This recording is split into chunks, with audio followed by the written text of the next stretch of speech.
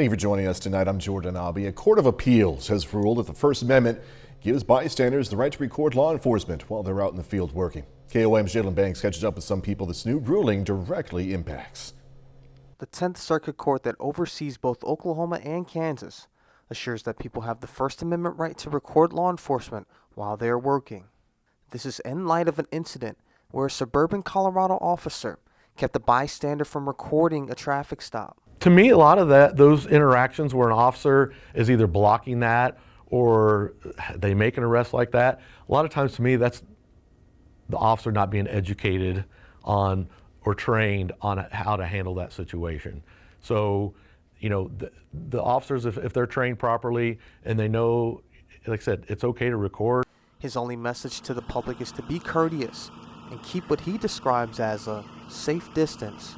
You know, if somebody's across the street and they want a video and stuff like that, as long as you're not interacting and causing issues and distracting the officer while you're doing that, it's not going to be an issue. If you are getting in the middle of something and causing problems, then the deputy's probably going to address you and ask you, hey, can you step away and get to a safe distance?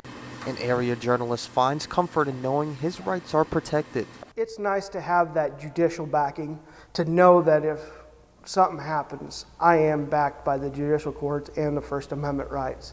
So that way I have a fallback if something goes south.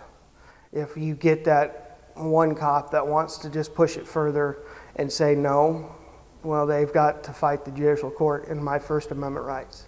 Jalen Banks, KOAM News. For more on this story, go ahead and visit our website, KOAMnewsnow.com.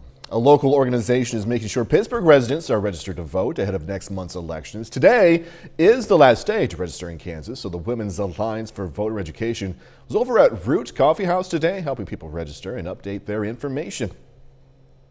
I have seen a lot of passion on both sides, very, very much passion, people's beliefs. Whatever your beliefs, I encourage you to vote, and we'll see how that goes. Voters in Kansas, Missouri, Oklahoma are going to head to the polls on August 2nd. Meteorologist Nick Kelly